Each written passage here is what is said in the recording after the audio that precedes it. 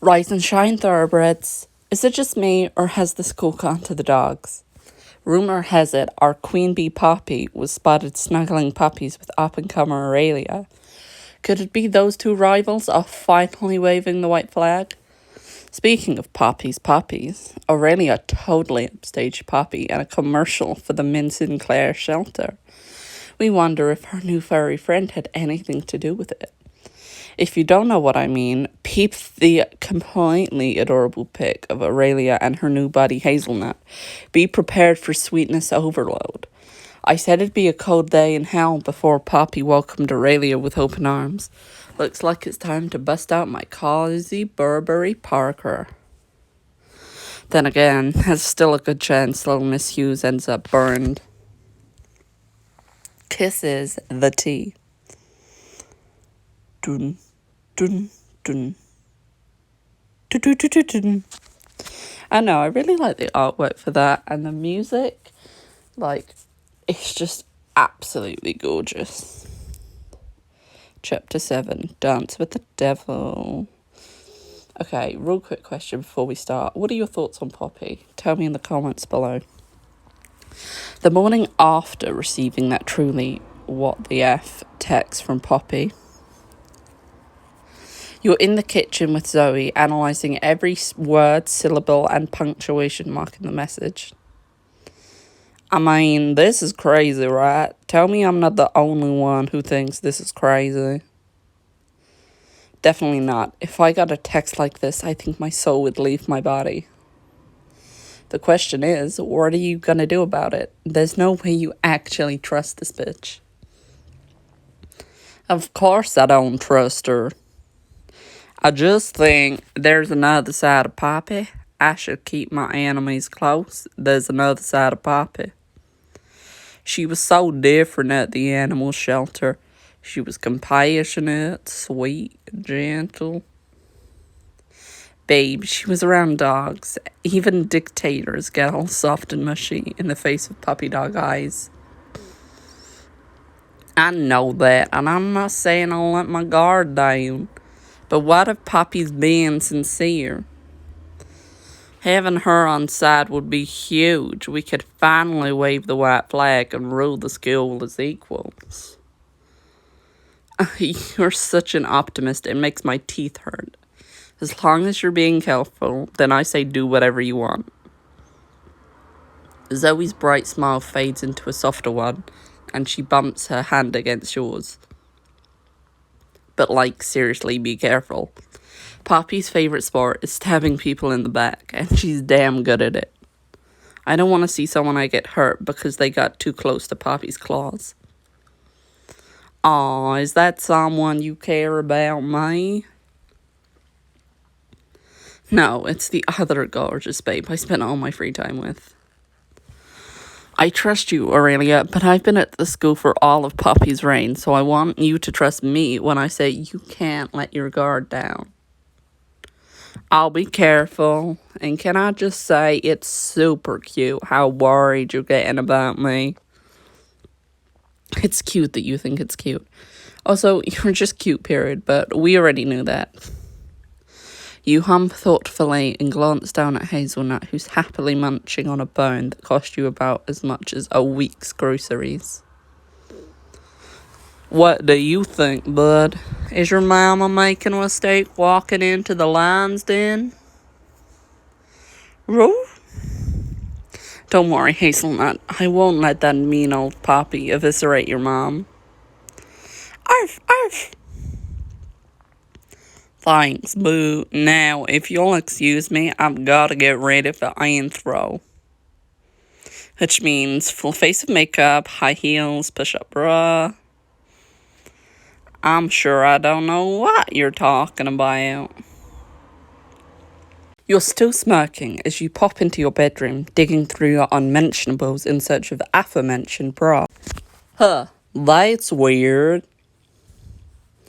You claw your way to the bottom of the drawer, past the off-brand bralettes, embarrassing granny panties, and a collection of underwear in full air quotes that's made to be ripped off, and still you can't find your lucky bra. Travesty. Hey Zoe, you didn't borrow that bra, did you? She pokes her head into your bedroom, frowning. Sorry, but we are so not the same bra size, no offense. None taken. I guess it got lost in the wash. Oh well, we all know Professor Kingsley will stare at your boobs no matter what they look like. Excuse me, Zoe? Okay, I'm leaving before you can say another word. Sensible, Aurelia, very sensible. A little while later, you're sitting in anthropology class, enjoying the view. Now, we've touched on this in last week's lecture, but anthropology has long been preoccupied with gender and sexuality. Ina's gaze darts towards you, then lingers. We've already gone in depth about gender roles, but sexuality plays a key role in the way we study human cultures through the ages. It can be positive, as sexuality marks humans' arrival into adulthood. At the same time, sexuality isn't without its taboos. There have long been studies on how sexuality can be distorted and manipulated to ascend social ranks. Sex is a powerful weapon, as they say. This is why certain relationships are often kept under wraps. For example, relationships between politicians and their advisors. You clear your throat loudly, drawing her attention back to you. I have another example. Office place romances, professors and their students. Ina's eyebrows raise just a little. Care to elaborate? Some people argue that professors are in a position of power over their students, so relationships between them are scandalous. No matter how much sexual chemistry there is. That's a fair example, yes. I take it from your interjection that you have opinions on the subject. Personally, I think what happens between two enthusiastically consenting adults is their business. A murmur of laughter ripples through the classroom. You lock gazes with Ina, giving her a coy smile. I see, thank you, Aurelia. To pivot a little, who can give me an example of how sexuality influences our culture as a whole? You have a million saucy responses in mind, but one of your classmates beats you to the punch. Yes? Don't anthropologists compare the sexual practices of different cultures? Sorry, it's really funny because her name is Quick Draw McGraw. That's one facet of it, yes. Nice work, Aurelia. Did she just... It's Caroline, actually. Aurelia's over there. She jerks a thumb in your direction, and suddenly all eyes in the classroom are on you. Ina looks mortified. Poor thing. Caroline, of course. A slip of the tongue. I apologize. It's okay, Professor. You were clearly preoccupied by the lecture, enthralled by my beauty. I can't blame you for spacing out when this pretty face is in your line of sight. A wave of incredulous laughter ripples through the class. Someone in the back actually wolf whistles. Are you accusing yourself of being a distraction, Miss Hughes? I'll take that as confirmation that you think I'm a pretty face. More laughter, more cheers. The entire class is totally eating this up. Ina clears her throat pointedly, but you think she's fighting back a smile. We're getting off topic here. Now, if you'd all turn to page 354 in your textbooks. As Ina launches into the lecture, you feel your phone buzz at your hip like 1 billion times. You check your text discreetly under the desk. Babe, I was scrolling through Cinder earlier, to have a laugh at the dismal romantic prospects of Belvoire. And guess whose profile I found? I take it from your silence that you're actually paying attention in class. Extremely lame, but I respect your hustle. Fine, I'll ruin the surprise. Prof. Kingsley is on Cinder. Like, bye. Wait, what? Are you serious? That's why you're blowing up my phone? Ugh, finally. I was worried you were gonna leave me on red. Never. Hots. But yeah, I'm telling you, you need to see her profile like right now. You peer up at Ina, who's so deep in her lecture that she doesn't even glance your way for once.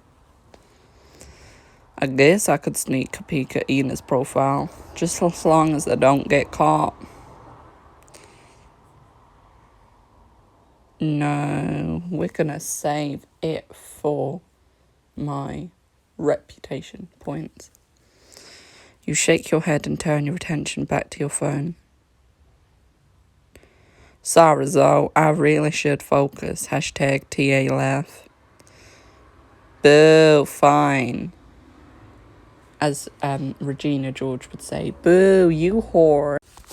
Enjoy being the only student in your class who actually pays attention. With a light sigh, you pocket your phone and turn your full attention to Ina for the rest of the class. After class, you stick around for a while to help Ina clean up. Translation, you just want to get her alone. You saunter up to her desk, leaning close enough that she can see all your best assets. So, Professor, big plans this weekend? Ina pauses, her pen poised over above a stack of papers she's clearly just pretending to grade. That depends on why you're asking. Professor, you're not accusing me of ulterior motives, are you? You? Ulterior motives? Never. She finally looks at you and you could swear she's this close to smiling. You don't miss the way her stare drifts to your lips, then your throat, then lower. But as usual, she looks away. Truth be told, I'm receiving an award for my contributions to the anthropological community. Hello? That sounds incredible. Why aren't you jumping for joy about it? I would be, if any of my friends or family were able to attend. It's a lot less impressive to celebrate your achievements alone. For what it's worth, I always think you're impressive. I'd be your date if you asked. That's a highly tempting offer, but you know it wouldn't be appropriate. Okay, but hear me out. You roll up to the event with me on your arm, slinky dress and all. Everyone would be insanely jealous, and not because of the award. Ina's eyes sparkle in the low light. She's close enough that you could kiss her if you were allowed. I appreciate the offer for company, Aurelia, but I'll be attending this event alone. If that's the way you want it. It's not about want. You know that. You do know, because a want is what's written all over her face, or what's burning in her dark eyes when she looks at you. The truth is, she'd take you right here, right now if she could. You both know it, and you're just about to snap under all that tension when... Ah, yes, a text from Poppy, aka the most efficient and effective mood killer known to man. Excuse me, Professor. You dip out of Ina's classroom and find a safe place to open your messages. So here's the plan. I'll need you to meet me at this address at 10 p.m. sharp. If you're late, I'll assume you're a coward and our agreement will be off. Geez, Poppy, I already said I'd go. Tone down the bitch a little. Sending the location now. Shared location, Club Malibu. You're inviting me clubbing? Ew, when you put it like that, it sounds like we're friends. Well, if we're not going clubbing, why do you want me to meet you at a club? All in due time, Riverdale. All in due time. Again, with the creepy emoji. This girl could make a picture of a baby seal look ominous and threatening. Focus, Aurelia. If Poppy wants you to meet her at a club, you can guarantee she'll expect you to look the part, which means I'm gonna need a Poppy-approved outfit. Later that night, you're in your room getting primped for your big night out with your mortal enemies. Zoe eyes you from the edge of the bed. Yep, I can see why my expertise is needed. If you're trying to get in good with Poppy, you need to look fierce tonight. That's the idea. Don't suppose you have an outfit in mind? With a mischievous smirk, Zoe hops to her feet and pulls a hot little number from behind her back. How well you know me. You're gonna look so sexy in this, I promise. I just hope I can stun Poppy into submission and press you too. Have you take it off me later. Babe, do not give me ideas, or there's no promising you'll even get to the club. Oh no, you mean I'll have to spend more time with you than Poppy? How horrible. Zoe laughs and shoves the clothes into your arms. Try it on. I need to see my masterpiece realized. Masterpiece, huh? This outfit must be really good.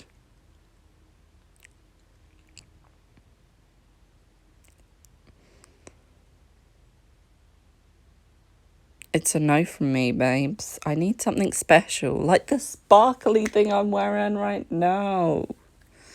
It's really nice, though, but I'd feel more comfortable in what I'm wearing. But you haven't even seen the best part yet. My vision isn't complete without a sexy body chain. Oh, do you know what? Yeah, I can see her rocking that. Let's go for it.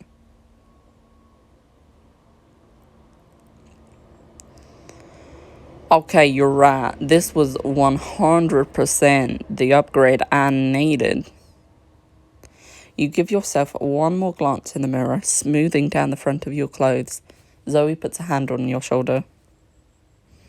You ready for this, Aurelia? As I'll ever be.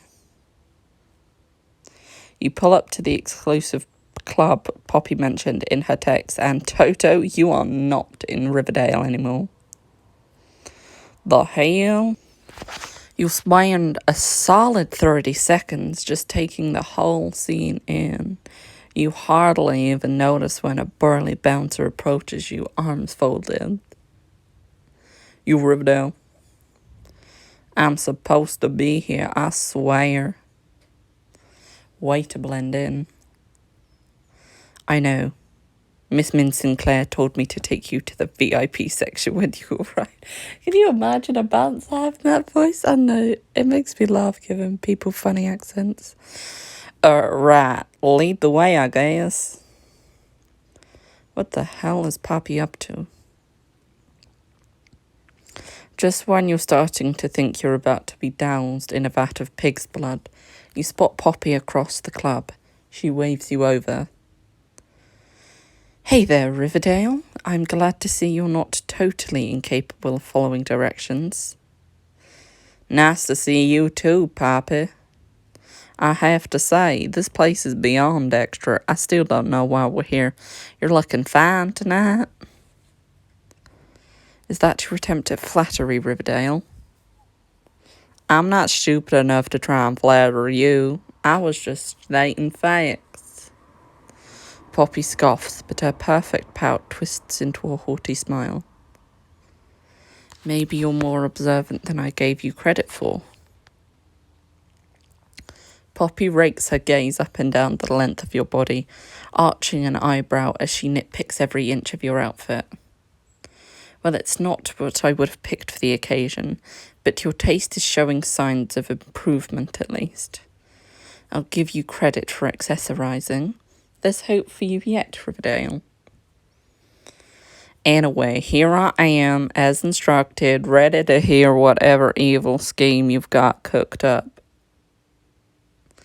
As you know, Chloe's getting too big for her britches. That's why I've enlisted your help, and Bradley's.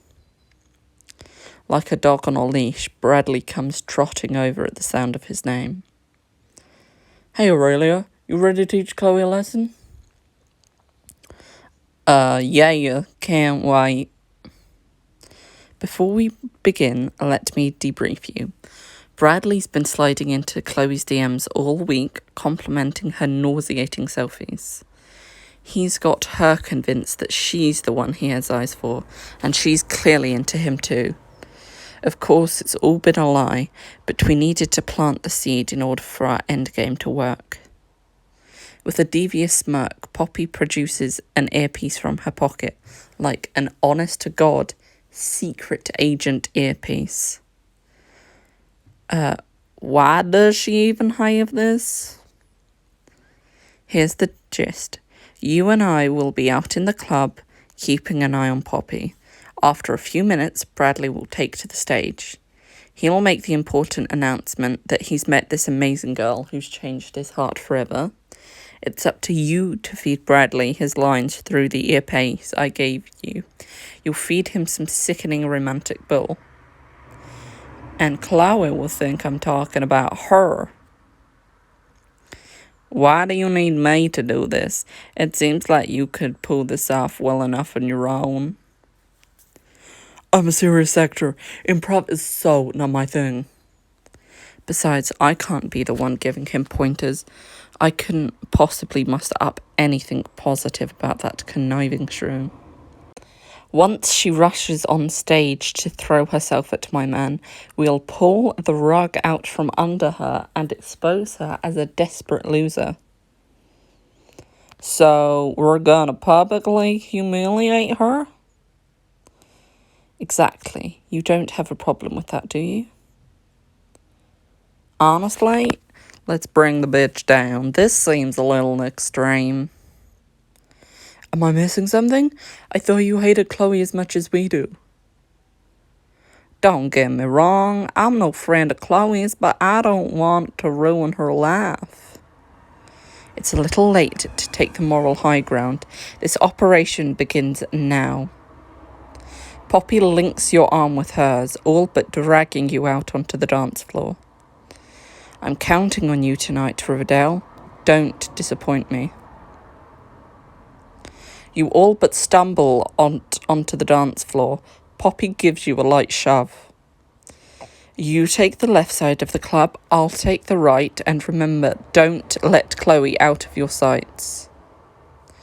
You and Poppy part ways, and you struggle to cut through the throng of sweaty, overdressed rich kids. Okay, if I were Chloe, where would I be? Ooh, are you talking to yourself? You turn to find Chloe standing a few feet away from you, sneering. The universe has some strange timing, don't it? I can't believe they let you in. I'm gonna have to, find a new club after this. Oh, please. We both know nowhere else will take you. This club big enough for us both. I don't have time for this conversation. The tea has an update. Damn, sliding into number 10. Go ahead, stomp your spoiled, raggedy ass over to another club.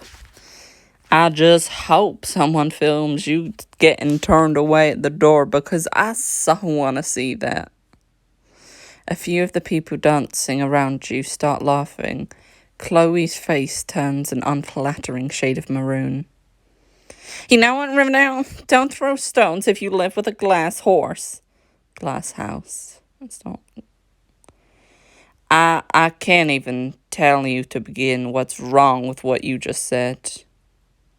Whatever, at least you had the decency to wear something good for once. But don't let it get to your head, because tonight, it's all eyes on me. Oh, Chloe, if only you knew how right you are. Sounds like you've got a big night planned. Don't tell me you're here to meet a boy. Her cheeks burned bright red. Not that it's any of your business, but yes, I'm meeting someone here, and I do not want to be seen with you, so... The music stops abruptly, and you hear microphone feedback from the front of the room. Can I have everyone's attention for a sec? There's something I want to say. Oh my god, he's here! She primps her hair in the reflection of her phone screen, smiling like a schoolgirl in love. It's almost enough to make you pity her. Chloe, come up here and join me. You're gonna want to hear this up close. Chloe smirks at you. I'm asking you how I look, but I know the answer is fabulous. She turns on her heel, ready to march up to the stage. And your stupid moral compass gets the better of you. Being a good person seriously blows sometimes. Because I think we were on 3 bad and 3 good, and then we made the good in this chapter, so we ended up good. Chloe, wait, there's something I need to tell you. Well, make it quick. My man is waiting for me. Look, Bradley's gonna say a lot of things up there, and you're gonna wanna believe him. Don't. And I should believe you instead? If you don't want to become the laughingstock of Belvoire, yes. Chloe gives you a searching look like she can't figure out. Then, with a shrug, she flounces up toward the front of the club. Poppy cuts her way through the crowd to stand next to you. She leans in close to whisper in your ear. It's go time. Let's make this bitch bleed. You watch Bradley give Chloe a dazzling smile. He reaches to take her hand and presses it against her heart. So there's this girl, right? Gorgeous, classy, amazing girl, and she's totally stolen my heart. You're up, Riverdale. Feed him his first line. She's got an amazing sense of style. Seriously, she dresses like a runway model. Whenever she walks into a room, everyone turns their heads. I will never get sick of giving the background characters these fun little accents. You really think so? Oh, totally. Women want to be her, men want to be with her. Nice one. That dumb blonde is falling for it hook, line and sinker. So far, so good. Whenever I'm around my girl, I feel like the king of the world. Not only is she hot, she's also crazy popular. She's the envy of everyone at Belvoire. Sometimes I can't believe how lucky I am that she likes me. But then I remember how popular I am, and it's like maybe you're a match made in heaven. You're right, and you should definitely say it. I swear she's the most gullible person on planet Earth. This is almost too easy. Don't get cocky, we still have time to lose her. I know this is cheesy, but I think I'm falling in love with her already. Does that sound crazy? Oh, Bradley, no, it doesn't sound crazy at all. He takes her hand and gazes deep into her eyes. Oof, this is almost too painful to watch. This might sound like a stupid question, but do you know who I'm talking about, Chloe? Of course I do. For a second, she beams at Bradley, but then her smile fades. It's Poppy, isn't it? You're talking about Poppy Sinclair. Wait, what? A hush falls over the crowd. Chloe wrenches her hands out of Bradley's grip and crosses her arms. I'm not an idiot, Bradley. I know you're just trying to make a fool of me, and I won't let you. Chloe, hang on. No, I'm going home. You can tell Poppy she won this round. She turns sharply and storms off the stage, leaving Bradley stunned at the mic. Poppy hisses furiously. Damn it, how she'd figure it out. I have no clue. Maybe she's smarter than we gave her credit for. I can't say I'm not disappointed, but at least we got Chloe to look a little stupid up there. I'll be honest, that was surprisingly nerve-wracking. I almost felt like I was the one on stage. Well, you might as well have been. The lines you heard, Bradley, were pure vicious gold. I'm just happy it worked. Poppy checks her phone, her face lighting up when she sees her updated ranking on the T. Oh, it worked all right. I'm back on top where I belong. To your unending shock, Poppy actually smiles at you, like the smile you thought was reserved for rescue puppies. You did your part, now let's dance. Before you can utter so much as a syllable, she grabs your hand and lays you out onto the dance floor. Okay. You're honestly shell-shocked. Poppy Min Sinclair, a.k.a. your mortal enemy, a.k.a. Satan herself, is dancing with you. She hasn't let go of your hand, not once, and as you move to the beat in time with her, she legit beams at you.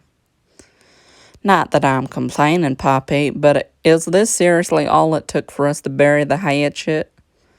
Why not? Chloe left the club like a dog with her tail between her legs, and it's all because of you. Don't repeat this to anyone, Riverdale, but I needed you tonight. Sounds like you owe me one. We're friends now, you want me too. Be honest, was this whole plan an elaborate ruse to get me on the dance floor? Poppy spins around and presses against you, grinding her hips oh so slowly. The dizzying scent of her perfume wafts around you. Don't be ridiculous. This was all about sabotaging Chloe.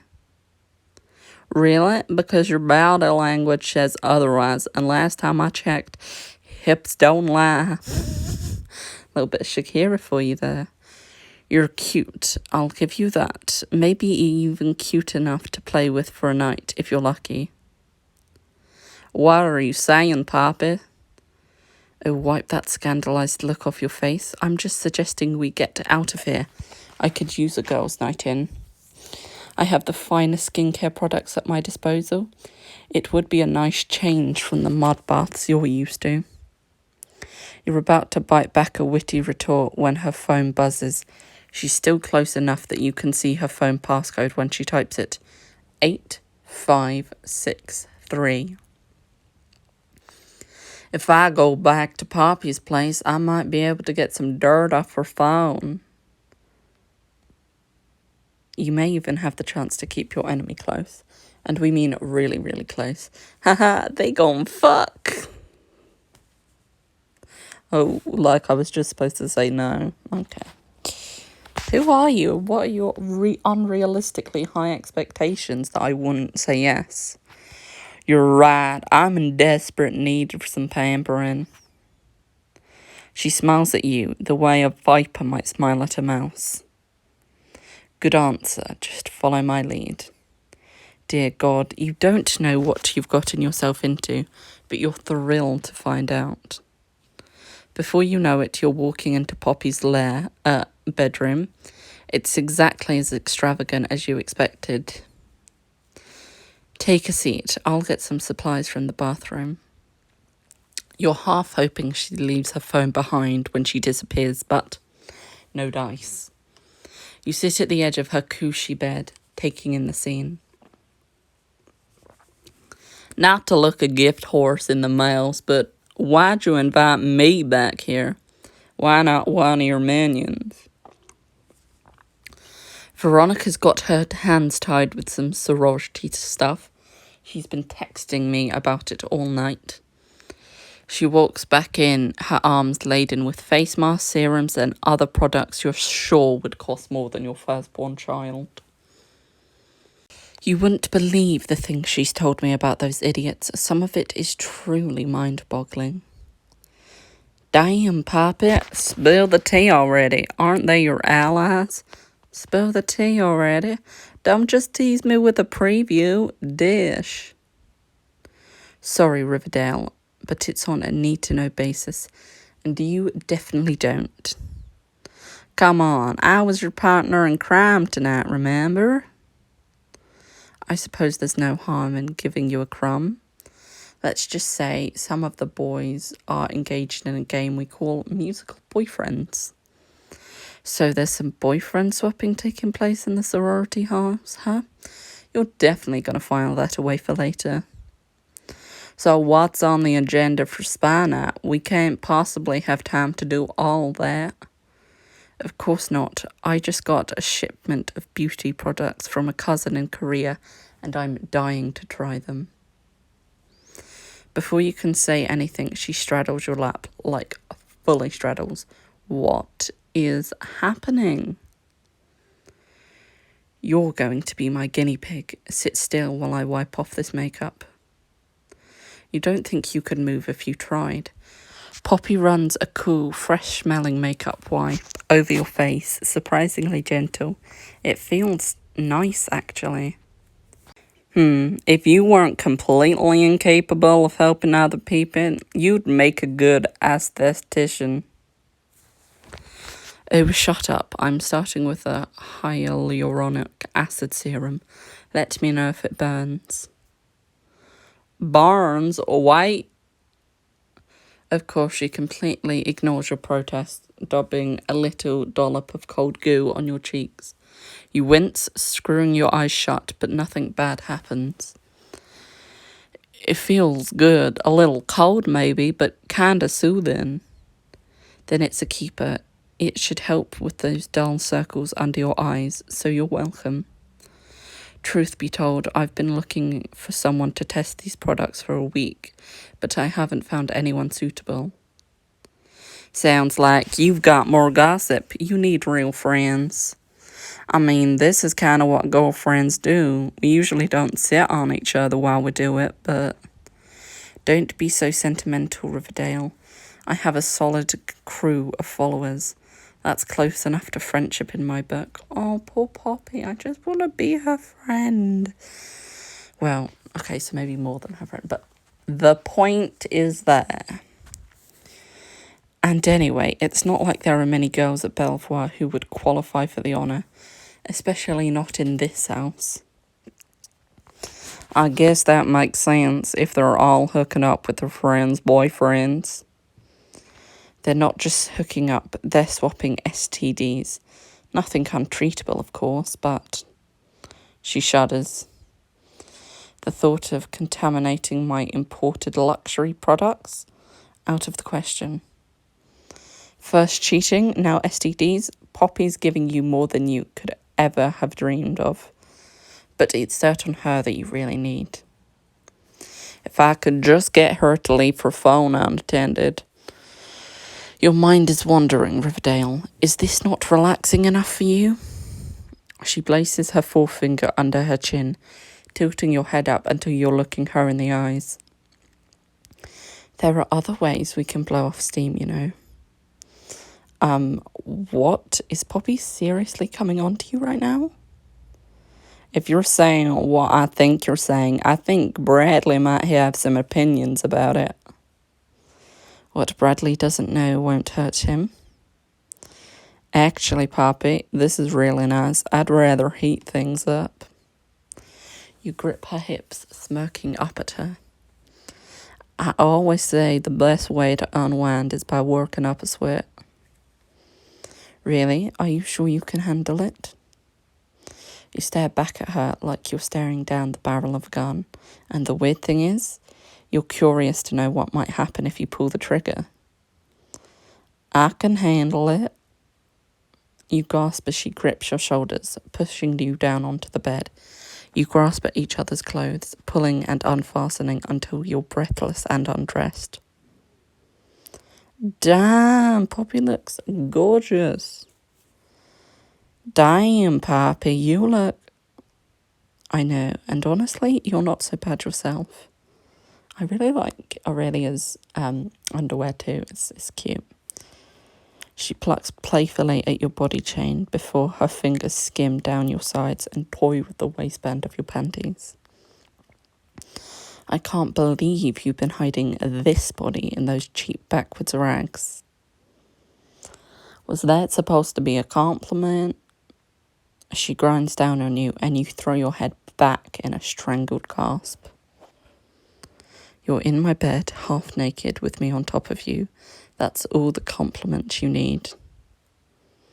I can think of something better. Say my name. For a second, she pauses, giving you this shrewd, calculating look, and whoops, you're pretty sure you just blew it. But then, Aurelia, and God, does it sound good in her voice.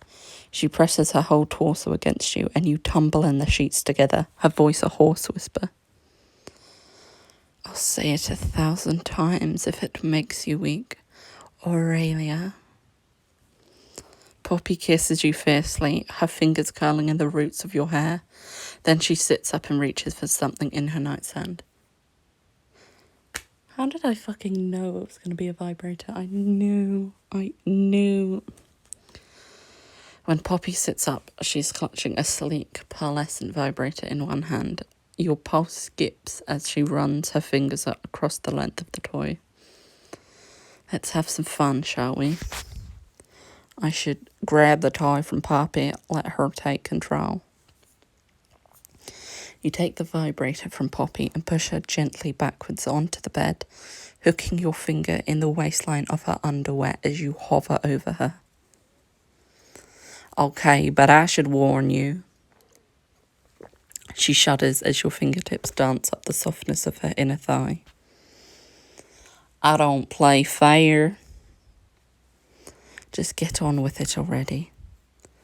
Click. Poppy throws her head back and moans when you press the on button, guiding the toy across her trembling skin. You guide it along her hips, stomach, and over the curve of her chest, teasing her with the gentle vibrations. Yes. While one hand makes a fist in the sheets, she guides the other between your legs, slipping inside your underwear. You groan. Poppy. Your breaths become rough, heated. Your lips meet hers in a desperate kiss as her fingers move in tandem with the flicks of your wrist. When you start to feel tremors building deep inside you, you brace yourself against the headboard and close your eyes. She arches against you. Yes, Aurelia, yes. She screams your name, and it pushes you headfirst into a riptide of pleasure that rolls through you in waves. You sink against each other, breathless, and savour the ripples together.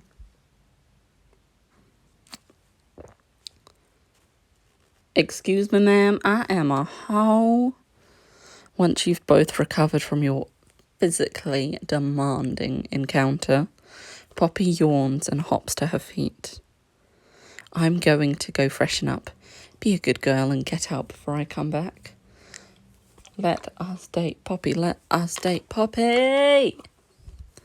Yeah, it'll be like I'm not even here. Poppy slinks towards her bathroom, cat-like.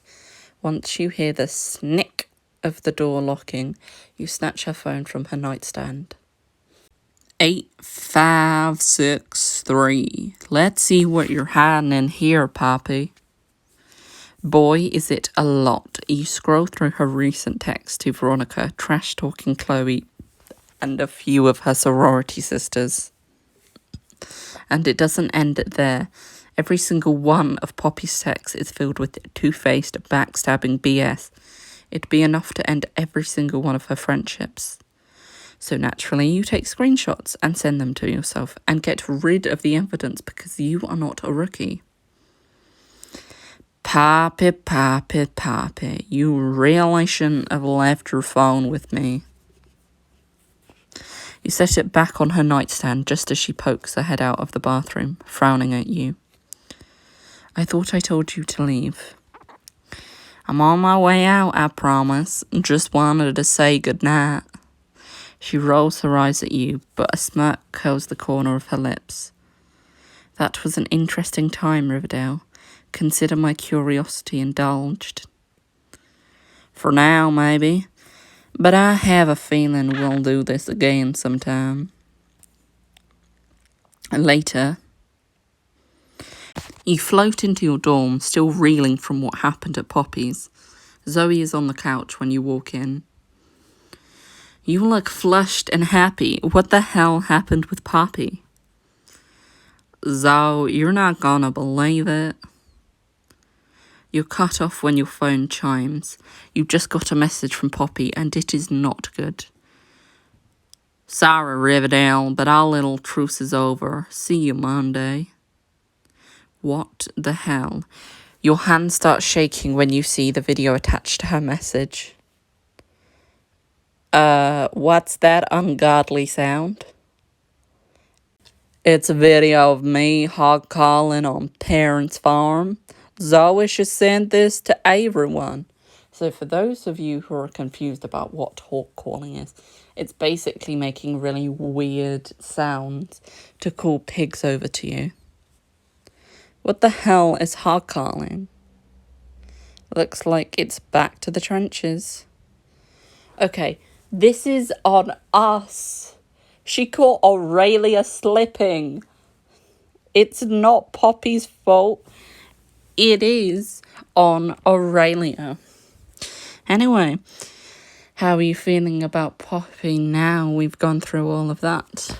Let me know your thoughts. Thanks for staying with me. Stay frosty, puppies.